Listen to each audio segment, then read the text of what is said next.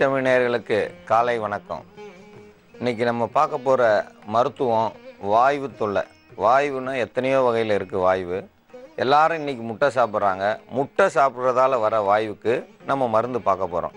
ஏன்னா இன்றைக்கி நம்ம யார் என்ன சொன்னாலும் முட்டை சாப்பிட்றவங்க நிறுத்துறது கிடையாது. அதனால் அந்த முட்டைக்கான மருத்துவம், எந்தெந்த மருந்து, எத்தனை வகை மாத்திரை, இப்போ இருக்கிற சோடா கலர் எல்லாம் சாப்பிட்டாலும் அந்த வாய்வு தொல்லை தீரல, எனக்கு இந்த நெஞ்சில் குத்துது, நடு முதுகில் எனக்கு வலிக்குது, கை தூக்க முடியல, ஏன்னா முட்டை அதிகமாக சாப்பிட்றதால வர்றது. இந்த முட்டை அதிகமாக சாப்பிட்றதால வர்றதால அதுக்கு எத்தனை ஊசி போட்டாலும் எத்தனை மாத்திரை போட்டாலும் வேறு எந்த தைலம் போட்டாலும் அது சரியாகாது.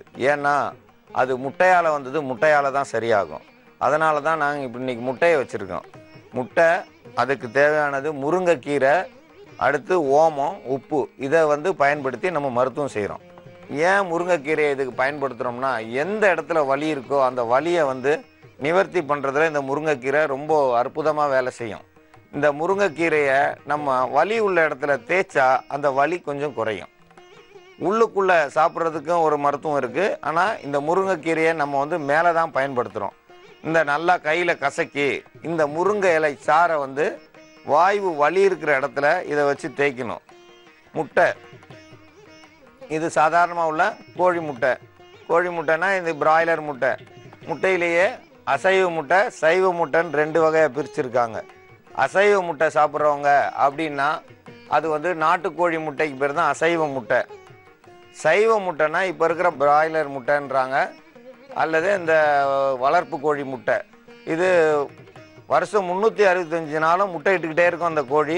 ஆனால் இந்த முட்டையை கொண்டு போய் நீங்கள் அடைய படுக்க வச்சிங்கன்னா முட்டை பொரிக்காது.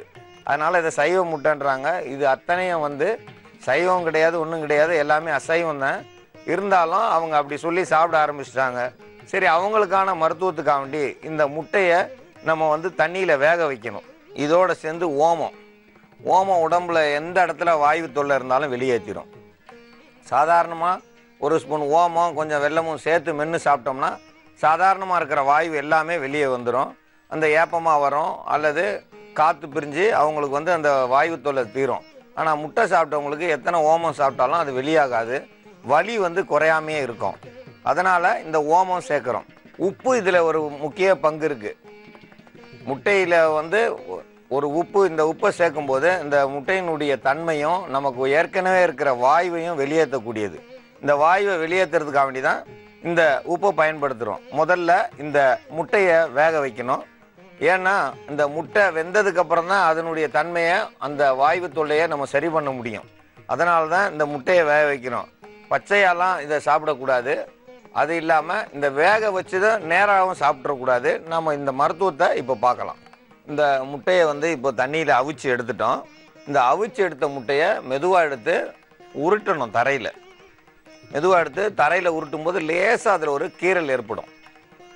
அந்த கீறல் ஏற்பட்டதுக்கப்புறம் அதை திருப்பி எடுத்து ஒரு பாத்திரத்தில் வச்சு அது மேலே ஃபுல்லாக உப்பை போட்டு மூடணும். ஏன்னா உப்பை போட்டு மூடி ஒரு நாள் இரவு முழுவதும் வைக்கணும். ஒரு நாள் இரவு முழுவதும் அந்த உப்புக்குள்ளேயே மூடி வைக்கணும். இந்த மூடி வச்சோம்னா தான் அந்த உப்பினுடைய தன்மை அந்த முட்டைக்குள்ளே இறங்கும். ஏன்னா நம்ம ஓட்டை பிரிச்சிடக்கூடாது. தெரியாது, நம்ம ஓட்டை பிரிச்சுட்டு நீங்கள் உப்பை போட்டு மூடினீங்கன்னா காலையில் பார்த்தீங்கன்னா முட்டை கொச கொசன்ட் ஆகிருக்கும். ஓட்டை பிரிக்கக்கூடாது. லேசாக ஒரு உருட்டணும். அந்த முட்டையில் லேசான ஒரு கோடு விழுந்தால் போதும், ஒரு கீரல் விழுந்தால் போதும். அந்த முட்டை தெரியாத அளவுக்கு உப்பை போட்டு மூடிடணும். இந்த அளவுக்கு உப்பை போட்டு மூடி சாதாரணமாக 12 மணி நேரமாவது இது இருக்கணும். நம்ம ராத்திரியில் இந்த முட்டையை அவிச்சு இதை ராத்திரியில் உப்பை போட்டு மூடி வச்சுட்டு காலையில் எழுந்திரிச்சு வெறும் உப்பை எடுத்து பல் விளக்கணும். ஏன்னா பேஸ்ட்டு கிஸ்லாம் வச்சு விளக்கக்கூடாது. இந்த வலி இருக்கிறவங்க பேஸ்ட்டு வச்சோ வேறு ஏதோ பல்பொடி வச்சோ விளக்கக்கூடாது. வெறும் உப்பு எடுத்து பல் விளக்கி பச்சை தண்ணியில் வாய் கொப்பளிச்சுட்டு அதுக்கப்புறம் இந்த முட்டையை எடுக்கணும். இந்த உப்புக்குள்ளே இருக்கிற முட்டையை எடுத்து அதுக்கப்புறம் தான் ஓட்டை பிரிக்கணும். அதுக்கப்புறம் இந்த ஓட்டை பிரித்து அதுக்கப்புறம் அதுக்கு உண்டான மருத்துவத்தில் இந்த ஓட்டையை பிரிக்காமல் உள்ளே வச்சிட்டோம். பிரித்து உள்ளே வச்சிட்டோம்னா முட்டையில் முழுவதும் உப்பு ஏறிடும். அந்த முட்டையை யாரும் சாப்பிட முடியாது. இந்த ஓட்டோடு வச்சதால் முட்டைக்குள்ளே உப்பு ஏறாது. ஆனால் முட்டையை இறுக்கி ரப்பர் மாதிரி ஆயிருக்கும். இந்த ரப்பர் மாதிரி ஆயிருக்கிறதால அதுக்கு வாயு தொல்லை வெளியே எடுக்கக்கூடிய சக்தி அதுக்கு வந்துடுது அந்த முட்டைக்கு. இந்த முட்டையை பிரித்த முட்டையை லேசாக அறுத்து எடுக்கணும். அதுக்கப்புறம் இந்த ஓமம் இருக்குது, இந்த ஓமத்தை ஒரு சிறிதளவு பொரிச்சு எடுக்கணும். பொரிச்செடுத்து அந்த முட்டை மேலே தூவிட்டு அதை காலையில் சாப்பிட்டா 3 நாளில் எவ்வளவு மோசமான வாயுவும் சரியாகும். வலிக்கிற இடத்துல இந்த முருங்கை இலையை எடுத்து நம்ம தேய்ச்சிட்டு வந்தோம்னா அந்த வலி சரியாயிடும். கண்டிப்பாக 3 நாளைக்குள்ள அந்த எவ்வளவு மோசமான வாயுவும் சரியாகும். சாதாரண வாயு உருளைக்கிழங்குல வரும், வாழைக்காய் சாப்பிட்றவங்களுக்கு வரும், பச்சை பட்டாணி சாப்பிட்றவங்களுக்கு வரும்.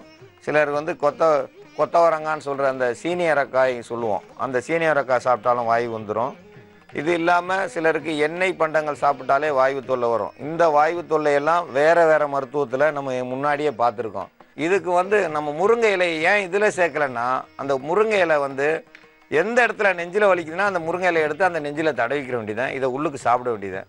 எப்படி வாயு தொல்லையாக இருந்தாலும் அந்த வாயுவை வந்து வெளியேற்றிடும். எத்தனை முட்டை சாப்பிட்ருந்தாலும் அது வெளியாக்கும். அந்த அளவுக்கு வாயு தொல்லையை சரியாக்கும். அதனால தான் இந்த முட்டையை அவிச்சு இதில் முட்டையில் ஓமம் போட்டு கொடுக்குறோம். ஆனால் ஒரு முட்டை சாப்பிட்டா போதும், அதுக்காக வேண்டி 10 முட்டை சாப்பிட்டா அதுக்காண்டி 3 முட்டையை உப்புக்குள்ளே வைக்கிறன்றதெல்லாம் வேணாம். ஒரே ஒரு முட்டை சாப்பிட்டாலே போதும். கண்டிப்பாக உப்புல 12 மணி நேரம் இந்த முட்டை ஊறணும், தோலோடு ஊறணும். தோலோடு உள்ளே வைக்கிறதுக்கு முன்னாடி அந்த முட்டையை லேசாக ஒரு உருட்டி அந்த முட்டையில் லேசாக ஒரு கீரல் வர அளவுக்கு தான் உருட்டணும். அதுக்காண்டி உடைச்சி போட்டுறக்கூடாது, உடைக்கவும் கூடாது, அந்த முட்டையினுடைய ஓடு நெறியவும் கூடாது. லேசாக ஒரு கோடு இருக்கணும், அவ்வளவுதான். அந்த அளவுக்கு நீங்கள் உருட்டிட்டு அதை எடுத்து உப்புக்குள்ளே வச்சு மூடி 12 மணி நேரம் அந்த உப்புக்குள்ளே இருந்துச்சுன்னா அந்த முட்டைக்குள்ளே இருக்கிற வாயு வெளியாகி வாயுவை எடுக்கக்கூடிய தன்மைக்கு இந்த முட்டை வந்துடும். அதுக்கப்புறம் நம்ம காலையில் எடுத்து நம்ம இந்த சாப்பிட்றதுக்கு முன்னாடி கொஞ்சம் சிறிதளவு ஓமம் போதும், ஒரு அரை ஸ்பூன் ஓமம் போதும். அதை வறுத்தெடுத்து அந்த ஓமத்தை இதோடு சேர்த்து காலையில் சாப்பிட்டோம்னா ஒரு 12 மணிக்குள்ளே பார்த்தீங்கன்னா இந்த வலி, நெஞ்சு வலி சரியாயிடும்.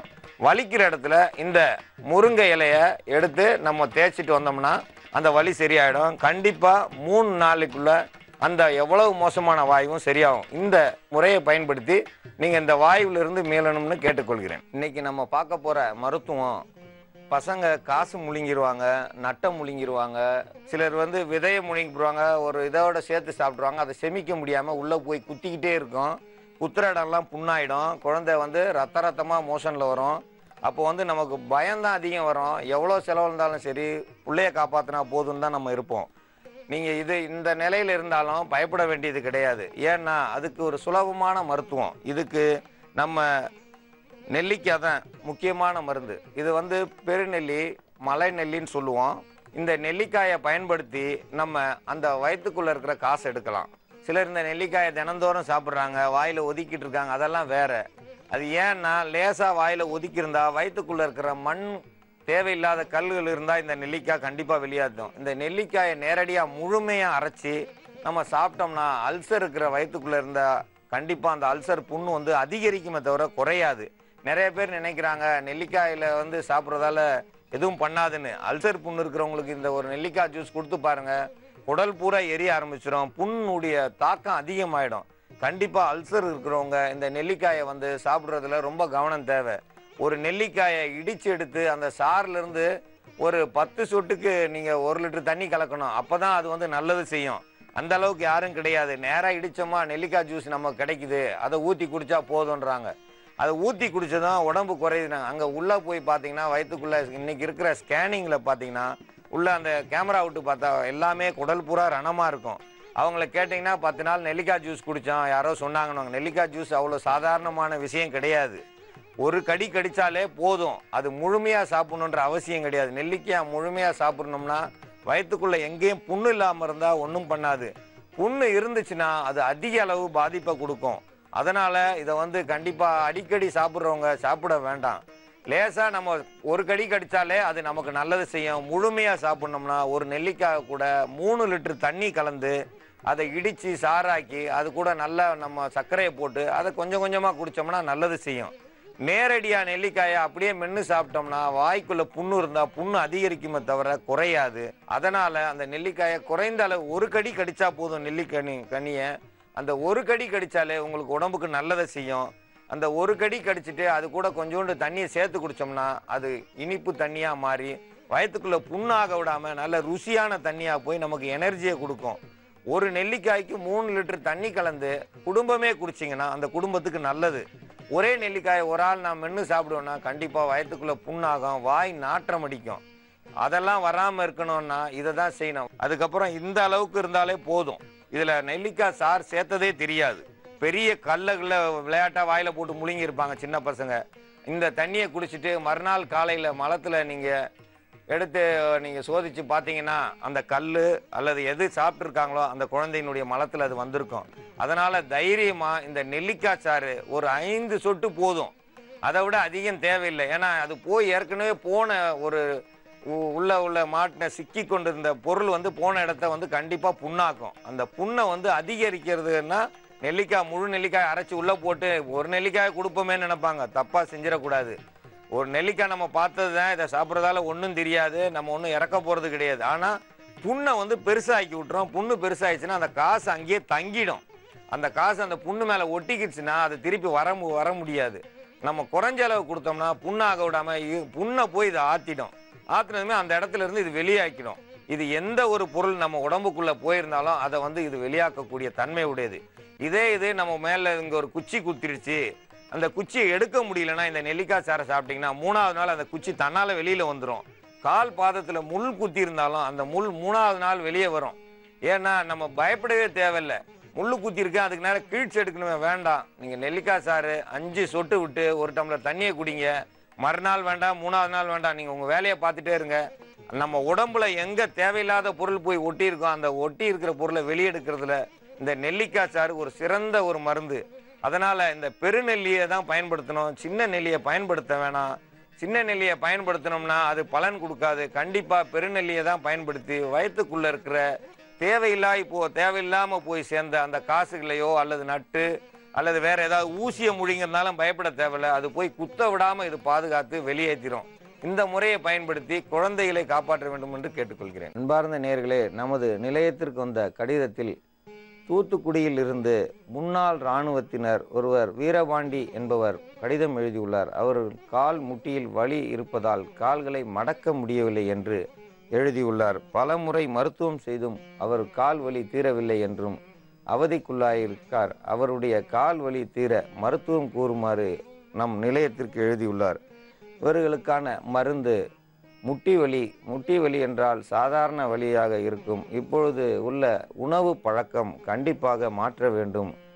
உணவு பழக்கத்தில் கண்டிப்பாக இயற்கை முறையில் தயாரிக்கப்பட்ட உணவு அது.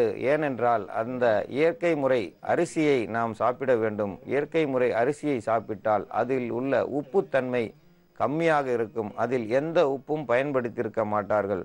அவர் இராணுவ வீரராக இருப்பதால் அவர் அதிக அளவு மாமிசங்களையும் மீன்களையும் சாப்பிட்டு இருப்பார். அதை இனி தவிர்க்க வேண்டும். கண்டிப்பாக இயற்கை உணவு எடுத்துக்கொள்ள வேண்டும். இயற்கை உணவு எடுக்க உடலில் உள்ள உப்புத்தன்மைகள் மாறும். ஊறுகாய் சாப்பிடுவதை கண்டிப்பாக நிறுத்த வேண்டும். ஒரு நாள் ஊறுகாய் சாப்பிட்டால் 1 மாதத்திற்கு தேவையான உப்பு உடலில் போய் சேரும். கண்டிப்பாக முட்டி வலி நிற்காது. ஊறுகாய் இல்லாமல் நான் சாப்பிட மாட்டேன் என்பார்கள். ஆனால் இந்த முட்டி வலி தீராது. முட்டி வலி தீர வேண்டும் என்றால் ஊறுகாய் சாப்பிடுவதை நிறுத்த வேண்டும். கறி மீன்களை சாப்பிடுவார்கள். மீன்கள் கருவாடுகளை, தூத்துக்குடி என்றால் கருவாடுக்கு பேர் போன இடம். கருவாடு இல்லாமல் அங்கு சாப்பிடுவர்கள் கிடையாது. அந்த கருவாட்டை கண்டிப்பாக நிறுத்த வேண்டும். கருவாடு என்றால் மீன்கள் உப்புகளால் தடவப்பட்டது. அந்த உப்புத்தன்மை நம் உடலில் போய் சேர்ந்து முட்டிகளில் உள்ள பகுதிகளில் உப்பு சேரும். அந்த உப்பு சேரும் பொழுது முட்டிக்கு முட்டி உராய்வு ஏற்பட்டு முழங்கால் தேயும் என்று சிலர் கூறுவார்கள். முழங்கால் கண்டிப்பாக தேயும். உப்புத்தன்மை மூட்டுகளில் நிறையும் போது உப்பும் தேயும் போது கண்டிப்பாக முட்டி தேயும். உப்புத்தன்மை குறைந்திருந்தால் முட்டிகள் தேயாது. அவர்கள் கண்டிப்பாக உணவில் உப்பை குறைத்து கொள்ள வேண்டும். சப்பாத்தி கல்லி என்றால் பாதமுள்ளி என்பார்கள். அந்த சப்பாத்தி கல்லியை 2ஆக பிரித்தெடுத்து அதில் உள்ள முள்களை நீக்கி நடுப்பகுதியில் வேப்பெண்ணெயை தடவி விளக்கில் நன்றாக வாட்டி முட்டிகளில் வைத்து கட்ட அவர் வலியும் குறையும். கால் மடக்க நீட்ட முடியாமல் இருந்தாலும் அவர்களுக்கு கால் மடக்கும்படியாக ஆகும். இது வாரம் 1 முறை செய்ய வேண்டும்.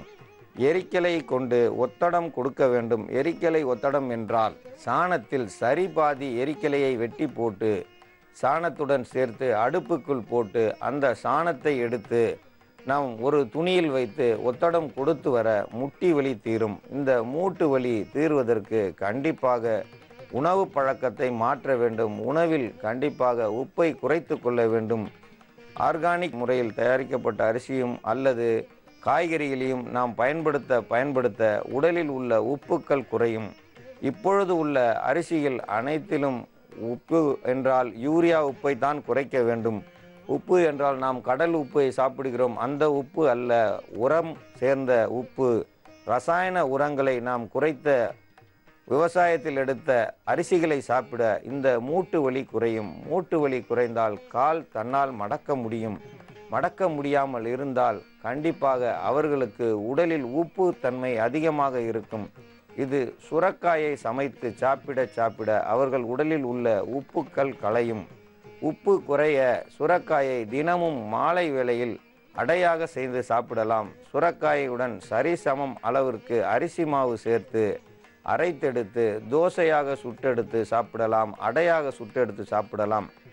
இப்படி சாப்பிட உடலில் உள்ள உப்புக்கள் குறையும். உப்பு குறைய கால் வலி குறையும். கால் வலி குறையும் போது மூட்டுகளிலும் உள்ள நரம்புகள் அனைத்திலும் உள்ள வலிகள் குறையும். இந்த வலிகளை குறைய கண்டிப்பாக சப்பாத்தி கல்லியை வேப்பெண்ணெய் தடவி விளக்கில் வாட்டி அந்த மூட்டுகளில் இரவு நேரத்தில் கட்டி பகலில் கழட்ட வேண்டும். இப்படி கழட்டினால் ஒழிய அந்த மூட்டு வலி குறையாது. ஏனென்றால் மூட்டுகளில் உள்ள ஜவ்வு பகுதியில் உள்ள தசைகள் உள்ள அந்த நார் தசையில் உள்ள கொழுப்புகள் கரைந்திருக்கும். கொழுப்பு கரைந்து உப்புகள் இருக்கும். அந்த முட்டிகளில் உள்ள உப்புகள் வெளியேற இந்த சப்பாத்தி கல்லியினுடைய எண்ணெய் தடவிய வாட்டி எடுத்தவை கட்டி வர உள்ளே உள்ள உப்புக்கள் கரையும். மூட்டுகளில் உள்ள உப்பு கரைய வலி நீங்கும். வலி நீங்க அவர்கள் கால் மடக்கி நீட்டலாம். இந்த நிலையில் உள்ள இராணுவ வீரராக இருந்தாலும் சரி, நமது நேயர்களாக இருந்தாலும் சரி, முட்டி வலிக்கு இது சிறந்த மருந்து. கண்டிப்பாக சாணி ஒத்தடம் கொடுக்க வேண்டும். சாணியில் சரிபாதி அளவுக்கு எருக்கம் இலை சேர்க்க வேண்டும். ஏனென்றால் எருக்கம் இலையை வேக வைக்கும்போது கண்டிப்பாக வலியை எடுக்கும். எந்த இடத்தில் வலி இருந்தாலும், நரம்பு மண்டலத்தில் வலி இருந்தாலும் சாணியுடன் சேர்த்து எருக்கலை சேர்த்து ஒத்தடம் கொடுக்க அந்த நரம்புகள் எவ்வளவு கடினமாக இருந்தாலும் மென்மையாக மாறும். இந்த மென்மையாக மாறும்போது கால் மடக்கும் தன்மை ஏற்படும்.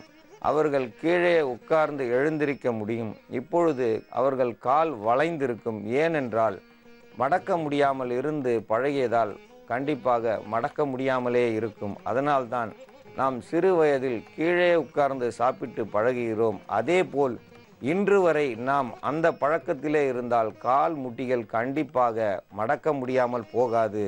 நாம் சிறிது காலம் மேஜை மேலே நாற்காலி மேலேயே சாப்பிட்டு பழகிவிட்டோம் என்றால் கால் மடங்காது. அவர்களுக்கு கண்டிப்பாக இது உதவாது. ஏனென்றால் அந்த மூட்டு மடங்கும் இடத்தில் எலும்பு முட்டிக்கொள்ளும். எலும்பு விரிந்து கொடுக்காது. ஏனென்றால் வயது அதிகமாகிவிட்டது. 5இல் வளையாதது 50இல் வளையாது. அதனால் கண்டிப்பாக சிறுவர்களாக இருந்தால் கீழே உட்கார்ந்து சாப்பிட்டு பழக வேண்டும். அதே பழக்கம் வாழ்நாள் முழுவதும் செய்ய எந்த காலத்திலும் அவர்களுக்கு மூட்டு வலி வராது. கீழே உட்கார்ந்து சமணங்கால் போட்டு உட்கார்ந்து சாப்பிடாமல் இருப்பவர்களுக்கு சிறுவர்களாக இருந்தாலும் சரி, நாற்காலியில் உட்கார்ந்து சாப்பிட்டால் சில நாட்களுக்கு பின் தொடைகளில் ரத்தம் இறங்காமல் இதே மூட்டு வலி வரும். சிறுவர்களுக்கே மூட்டு வலி வரும்போது பெரியவர்களுக்கு சொல்ல வேண்டாம். இவர்கள் கீழே உட்கார்ந்து சாப்பிடாமல் நாற்காலியில் உட்கார்ந்து சாப்பிட்ட பழகியதால் மூட்டு வலி அதிகரிக்கிறது. இந்த மூட்டு வலிக்கு இந்த சப்பாத்தி கல்லி வேப்பெண்ணெயை தடவி கண்டிப்பாக வாட்டி முட்டியில் கட்டி அந்த முட்டி வலியை போக்கும்படி கேட்டுக்கொள்கிறேன்.